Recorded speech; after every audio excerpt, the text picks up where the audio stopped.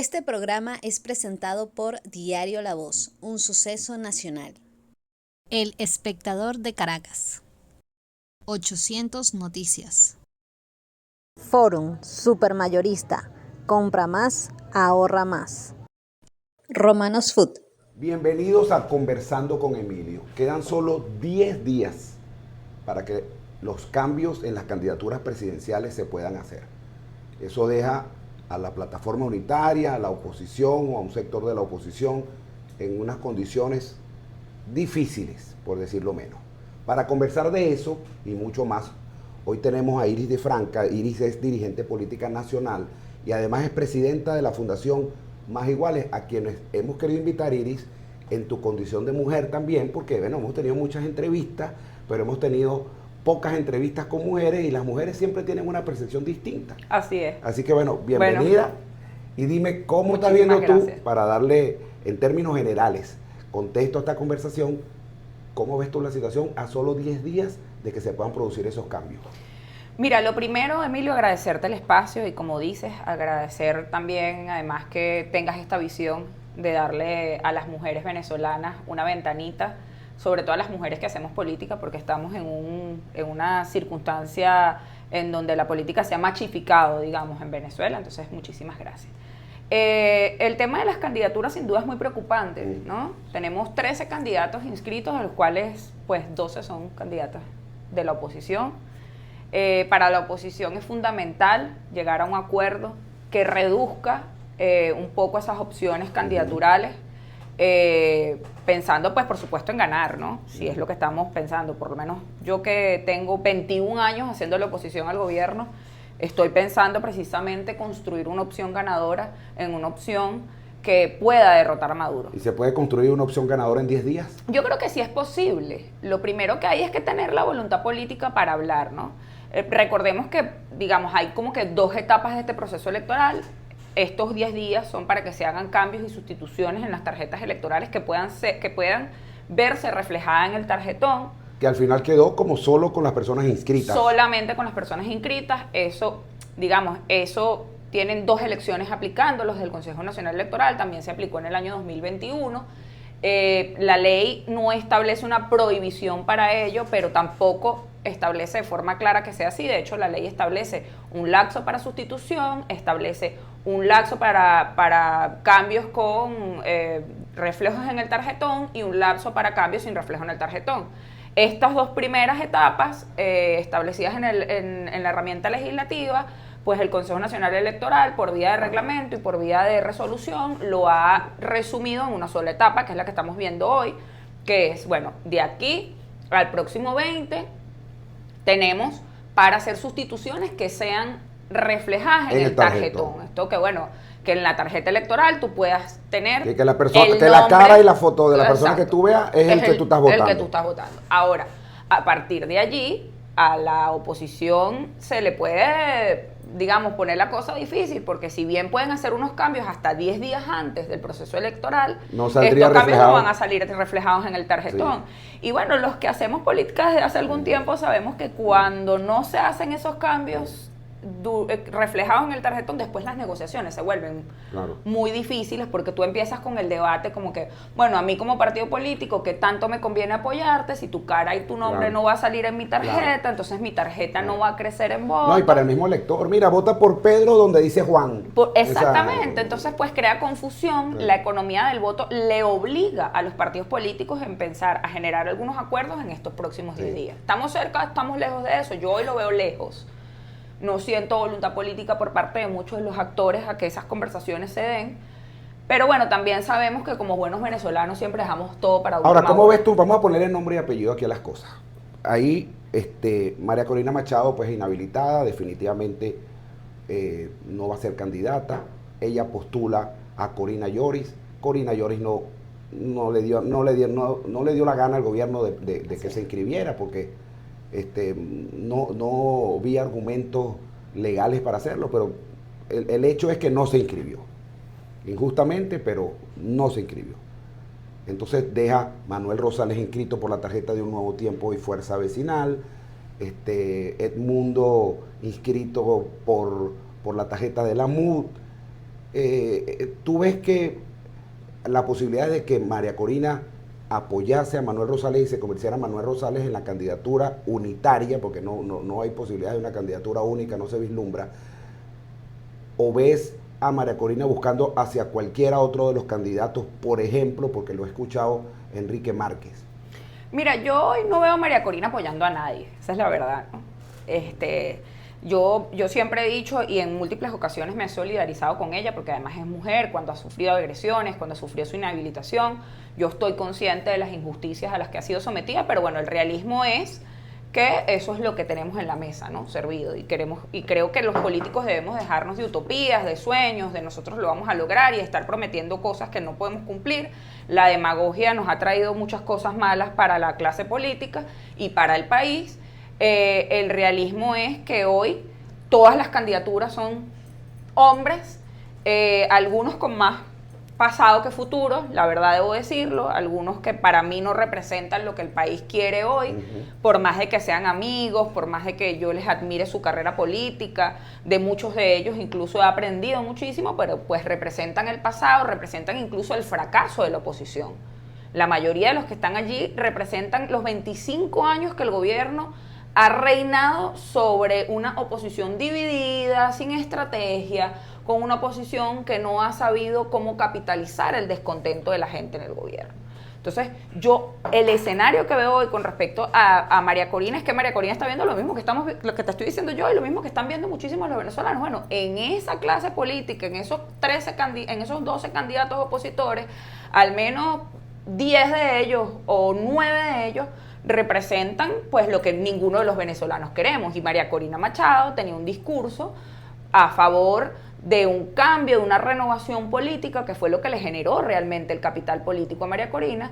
Entonces, pues hoy virarlo hacia el pasado es cuesta arriba. Pero fíjate, ¿qué opciones tiene María Corina? María Corina quiere la salida de Maduro, de eso no tengo la menor duda. Pero tiene pocas opciones para hacerlo, porque la han encajonado. Efectivamente, el gobierno está eligiendo a su oponente, tal como ella lo ha venido denunciando.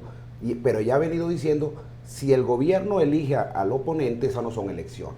Pero eso es lo que hay, como dicen. Eso es lo que hay, como dicen en la calle. Entonces, ¿qué opciones tiene María Corina? Porque una opción es llamar a la abstención, que tampoco la veo en eso. Tampoco, ella no ha terminado. terminado. Ayer me decía un analista, me decía, bueno, vale, ella seguirá con el discurso de hasta el final, y llegó el día de las elecciones y ella seguirá diciendo que la ruta es electoral, pero finalmente no saldrá levantándole la mano a nadie. ¿Tú crees que Mira, esas son las opciones que tiene María Corina? No, yo en un principio pensaba que María Corina iba a llamar a la abstención, estaba convencida de eso. Todavía parte de mí cree que podrá llamar a la abstención un poco más adelante.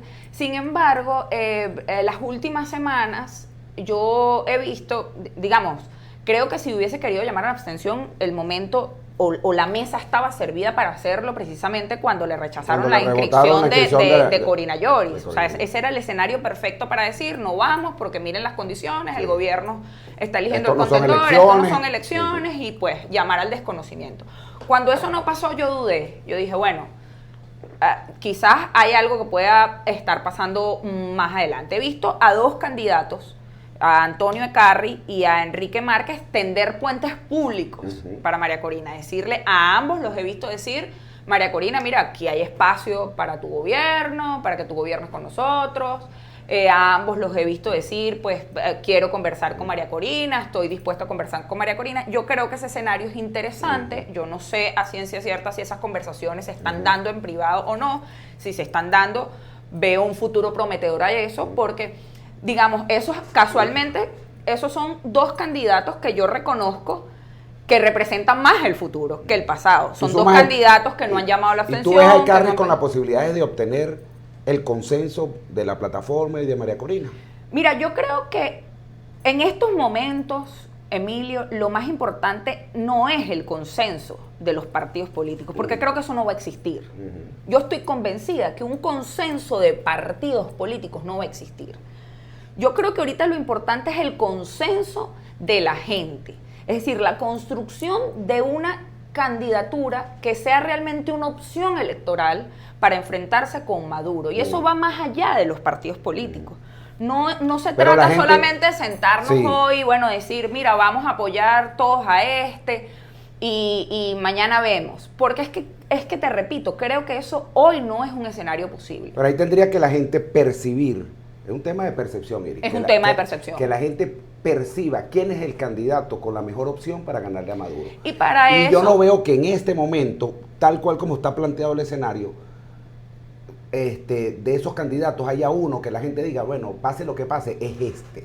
O tú lo ves. Para eso, ahorita no lo veo, pero para eso es imprescindible que pase lo que estamos conversando sobre el tema de María Corina. Es decir, para eso es imprescindible que hayan conversaciones, por supuesto, con María Corina, pero conversaciones también con otros actores de la sociedad civil y de las empresas. Mira, mucha gente se está olvidando, mucha gente que se metió en esta contienda está trabajando alrededor de los partidos políticos. Y no nos estamos dando cuenta que hace mucho que el país está despartidizado, no despolitizado, está despartidizado. Más del 60% de la población rechaza la actuación de los partidos políticos, pero quiere ser parte de la política, quiere Pero el ser parte del 70% cambio, quiere quiere votar, participar. quiere Entonces, votar. no es que la gente no quiere nada con la política, es que la gente no quiere nada con los partidos políticos, que es otra cosa, distinto, que es es otra cosa. Entonces, hay que buscar un consenso con otro tipo de organizaciones. Yo veía, por ejemplo, hace unos meses, en diciembre, tuve la oportunidad de asistir a la entrega anual de las encuestas, de los resultados de encuestas que hace una empresa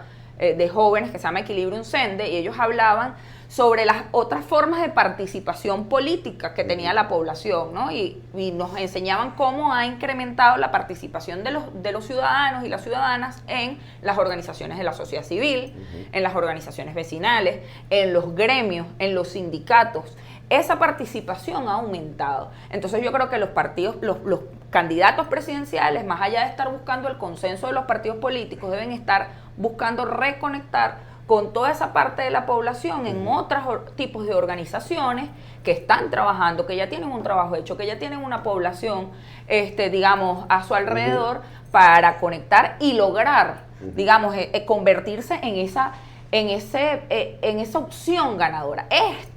Esto le puede permitir a ese candidato posteriormente sumar las voluntades de los partidos políticos, porque los partidos políticos tampoco, digamos, son, como dice uno, cogió balazo. Ellos, cuando ven una opción ganadora, pues dicen, vamos a sumarnos a este candidato porque a nuestro partido le conviene, porque vamos a tener participación en nuestra tarjeta, y eso se va a convertir en unas opciones para próximas negociaciones de otras candidaturas. Ahora, María Corina es la gran electora. Sí. Pero tú ves a un candidato ganando sin el apoyo de María Corina. Sí lo veo. Yo creo que María Corina es la gran electora de un sector de la oposición. Y yo siempre quiero recordar también, porque el que quizás pues uno se solidarice con lo que le pasa a ella como dirigente política, como mujer, tampoco podemos olvidar que ese sector de la oposición llamó a la abstención hasta hace muy poco. Y que hoy pues tienen que recoger los frutos de lo que sembraron, ¿no? Que no es fácil llamar a la abstención durante 3 procesos electorales y después llegar pues aspirando a las candidaturas presidenciales y creer que nada pasó. Todos los partidos que llamaron a la abstención se desmembraron, perdieron el apoyo de la gente, porque pues la gente nunca concibió, como yo, que me fui de un partido precisamente porque mi partido no llamó a no votar en 2018, y dije, bueno, yo hasta aquí los acompaño, pero la gente nunca concibió cómo se hacía política sin un partido que los llevara al poder, ¿no?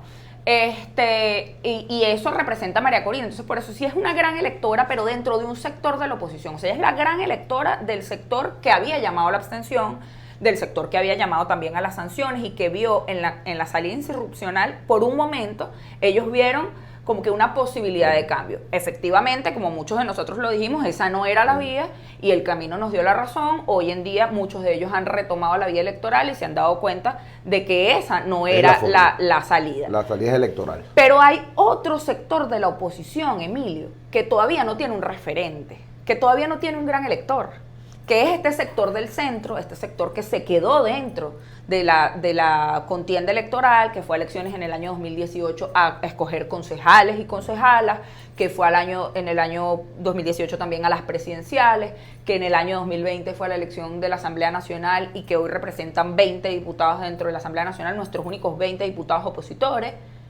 en el que además está solo una mujer de oposición como diputada principal, y que también fue a elecciones en el 2021. Ese grupo opositor todavía no tiene un gran elector. Vamos a ir al corte de publicidad y al regreso vamos a hablar de eso, vamos a hablar de ese sector y vamos a analizar también al chavismo, a Maduro, las acciones que está tomando, su lucha contra la corrupción. Es real.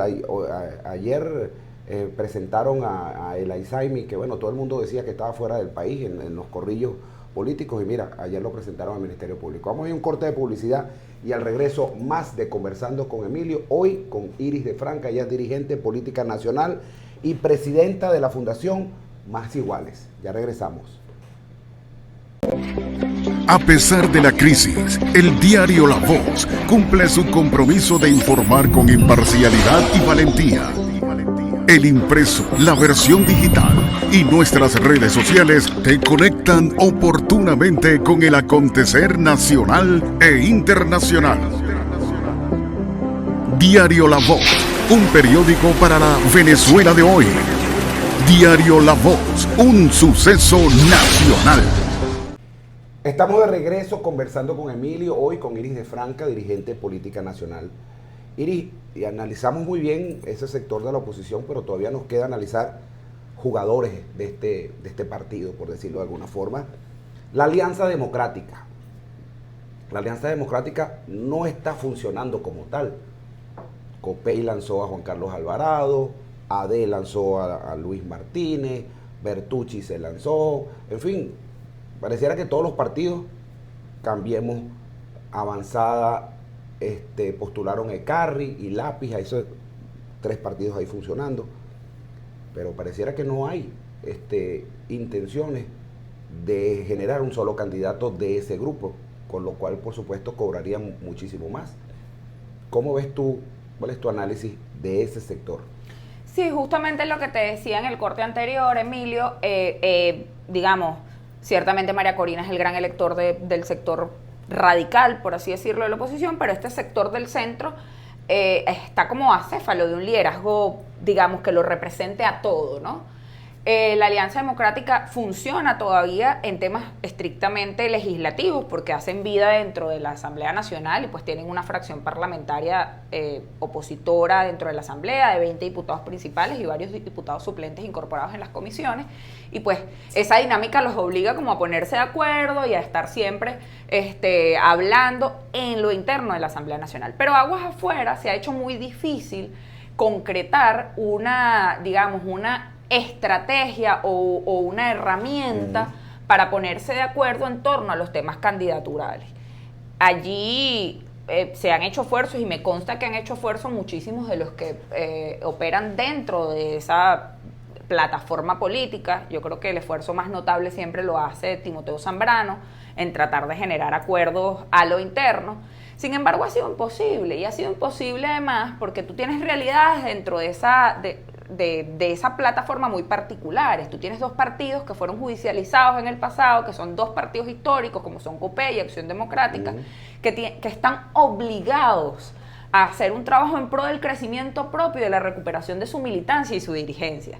Entonces eso lo obliga a veces a ellos a tomar decisiones que quizás nosotros, pues aguas afuera, no entendemos, pero que la realidad es que ellos lo que están buscando es recuperar, digamos, la maquinaria política, electoral y comunitaria que tenían sus organizaciones, que además fueron hasta gobiernos presidenciales ambas, ¿no? Bueno, el discurso de AD y de Copey así pareciera ir enrumbado en tener candidatos propios de sus partidos políticos para recuperar adeptos, militantes que se han ido a otros partidos, ¿no? Es que, Emilio, está a la vista. El discurso de AD es que por primera vez en 25 años volvemos a tener un candidato adepto. Está a la vista, está a la vista. Con ese discurso no pareciera que hubiese la intención de cambiar hacia tener un candidato de un grupo. Porque, digamos, creo que lo que está ocurriendo en el sector del centro es que hay intereses difusos, ¿no? O sea, hay unos partidos que llegaron ahí muy desmembrados por realidades políticas como la judicialización, los problemas internos, etcétera, que tienen esta estrategia que te comento, que para mí está totalmente a la vista. Es decir, nadie tiene que explicármelo, no tengo que verlo en la televisión. Son unos partidos que están buscando reconectarse con su propia militancia y su propia dirigencia, recuperar a sus copellanos, recuperar a sus adecos, para poder tener la plataforma que los haga vencedores, porque además eran partidos históricos que están acostumbrados a la gran maquinaria, ¿no? Ellos no saben trabajar con poca militancia. Pero tienes partidos más modernos, que son partidos, digamos, como más de cuadro, como lo son Cambiemos Movimiento Ciudadano, el Lápiz, aunque no forma parte de la alianza, pero forma parte de ese centro político, partidos como el Ecológico Venezuela, partidos como Avanzada Progresista, que aunque en un principio, cuando estaba Henry Falcón, digamos, su mecanismo iba más al partido de masa. Desde que está Luis Augusto Romero enfrente, se ha convertido también en un partido más de cuadros, inclusive regionales, ¿no? Ellos están dedicados como a perfilar los cuadros regionales. Entonces, esos partidos de estructura, digamos, moderna, tienen otros intereses y otra narrativa. Ellos sí quieren crecer y quieren ser gobierno porque precisamente quieren expandirse, ¿no? Y quieren impulsar a sus cuadros. Entonces, yo creo que en esa disyuntiva de intereses en la que se encuentran los factores que están inmersos en el centro político, es donde se presentan las incongruencias, los debates sobre qué hacemos con una candidatura única. Además ves partidos pues como el MAS, que lamentablemente hoy no tiene tarjeta, como Unión y Progreso, que son partidos que tú tampoco tenías claro cuál era la agenda. El MAS era un partido de votación histórica que buscaba siempre mantener su votación histórica y por eso siempre apoyaba como que a los candidatos que tenían mejores opciones, pero pues hoy no tenemos el movimiento del socialismo en el tarjetón, que es muy lamentable, y yo de verdad que estoy muy sorprendida con lo que pasó con el MAS, porque además era un partido que siempre había tenido un discurso, digamos, moderado, pero que es una realidad política. Entonces, ¿a dónde va ahora ese liderazgo del movimiento del socialismo? ¿Dónde aterriza? ¿Dónde va el liderazgo de la gente de Eduardo Fernández y Unión y Progreso? ¿A dónde aterriza? ¿En qué política se ve reflejado? Eso tampoco está claro. Entonces, ahí es donde se dinamita todo lo que está dentro de la Alianza Democrática o del centro político. ¿Cuál es el camino para generar la unidad en ese espacio? Pues yo creo que lo primero es poner en claro los intereses o poner como prioridad los intereses, digamos, de la nación. Yo lo decía en 2018. ¿Ese sector conversa con la plataforma, conversa con María Corina, o no hay esos puentes? Mira, no, esos puentes no existen. Muy poco. Los puentes que existen, digamos, de manera unipersonal, pero no como bloque. O sea, no funcionan como un bloque, como un bloque unido vamos y nos reunimos con Perencejo o con Sutanejo. Funcionan. ¿Pero hay alguna comunicación con María Corina? Sí, hay algunas comunicaciones. Hay algunas comunicaciones no solo con María Corina, con el G4, de forma bilateral, pero sigue el debate de la agenda. Porque ¿qué pasa? Y ahí yo le doy la razón al centro político, ¿no? Yo le doy la razón a la Alianza, a Lápiz, a todos los que están, incluso a Fuerza Vecinal, que está dentro del centro político, aunque hoy está apoyando un candidato de la plataforma. Pero el debate es que todavía no está clara cuál es la agenda de aquel lado. Por lo que comentábamos de María Corina, o sea, no sabemos si mañana va a llamar a la abstención, el tema constante de ver la intervención de otros países como la gran salvación del venezolano y de la venezolana es algo que por supuesto a este sector del centro no le gusta, a mí no me gusta. O sea, yo cuando María Corina en estos días, por ejemplo, mandaba la carta a los noruegos, yo decía, pero ¿hasta cuándo? Nosotros vamos a seguir mandando carticas, mandando tweets, pidiéndole a los Estados Unidos, pidiéndole a otras naciones que resuelvan los problemas que tenemos que resolver nosotros. En definitiva, nosotros tenemos que darnos cuenta cuáles son nuestras oportunidades y aprovechar esas oportunidades. No podemos seguir pensando que va a venir el Mesías, el Salvador, y nos va a resolver nuestros problemas. Entonces, como eso no está claro, eso impide que esa comunicación se convierta en digamos, acuerdos, en negociaciones, en consensos para construir juntos una ruta.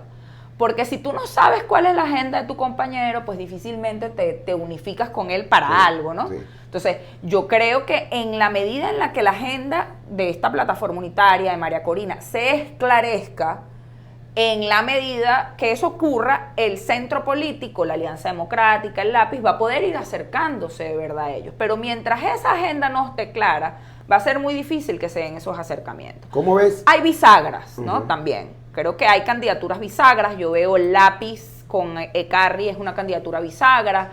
Veo a Enrique Márquez con Centrados, que también creo que es una candidatura bisagra.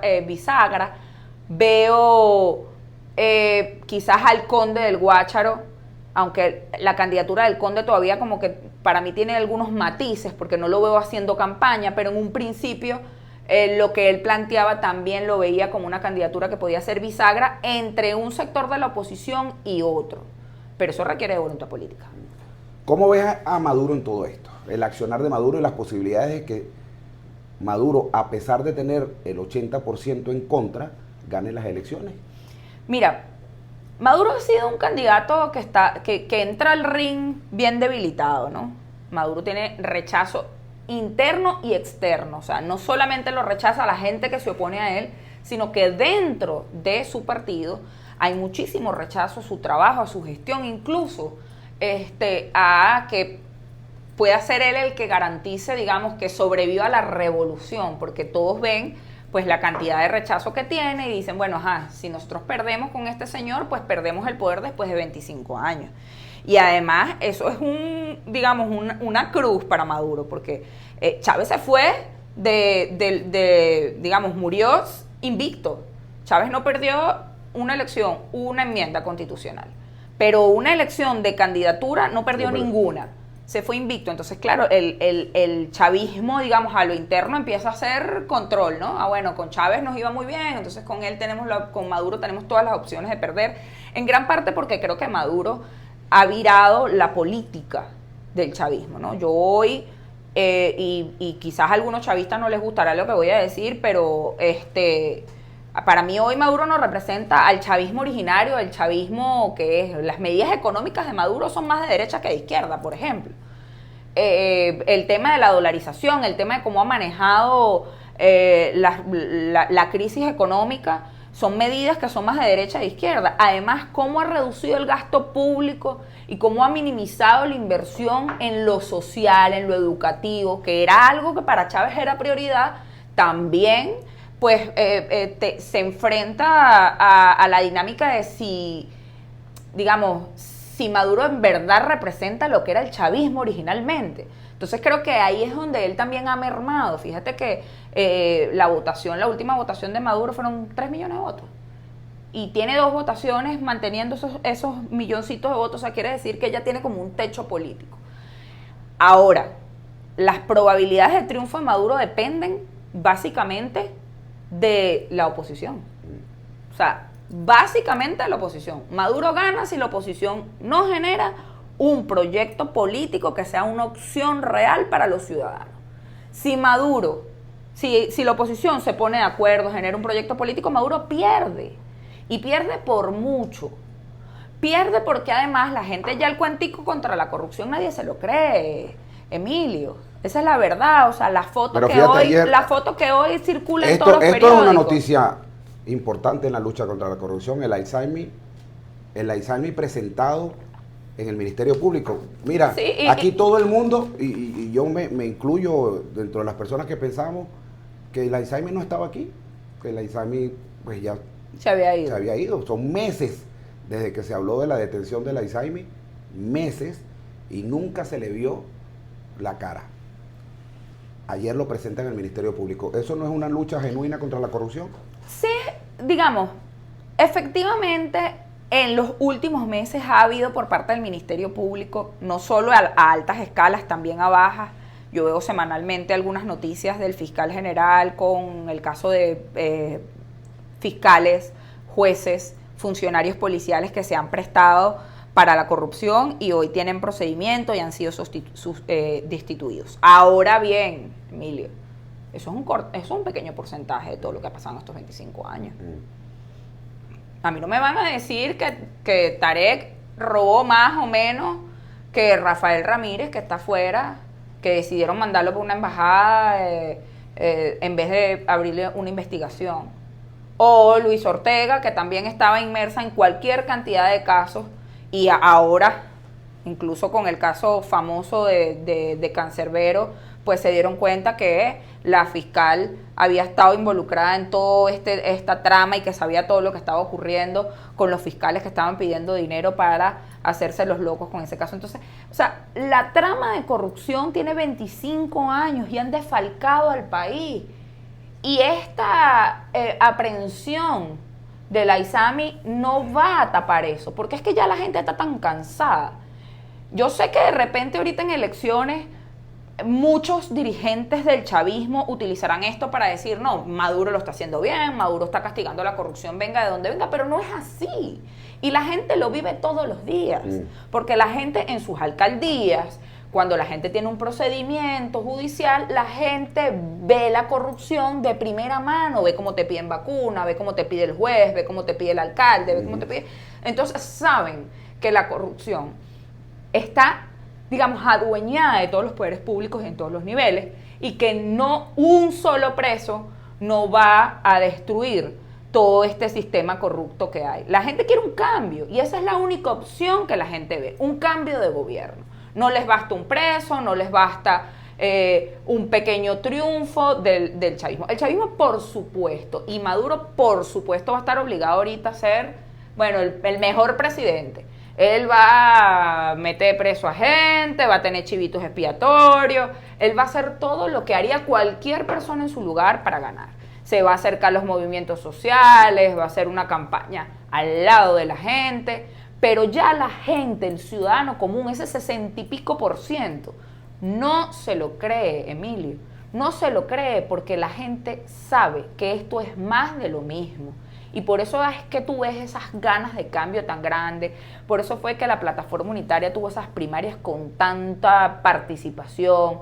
Por eso tú ves que las marchas, los recorridos que hacen los candidatos presidenciales como de Carri, que los pocos que he visto también tienen gente, porque la gente está buscando una esperanza, una luz, sea quien sea. Ya a la gente no le importa quién sea. La gente lo que quiere es cambiar. Bueno, muchísimas gracias, Iris de Franca, y con estas palabras nos despedimos recordándole a las personas que se conectaron tardíamente, que ustedes ahora colocan en YouTube, Conversando con Emilio, entrevista a Iris de Franca, y ahí encontrarán esta y todas las entrevistas que hemos hecho hasta este momento y que vamos a seguir haciendo con los candidatos presidenciales a partir de la semana que viene.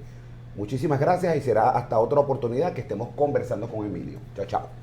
Este programa fue presentado por Diario La Voz, un suceso nacional. El Espectador de Caracas. 800 Noticias. Forum Supermayorista. Compra más, ahorra más. Romanos Food.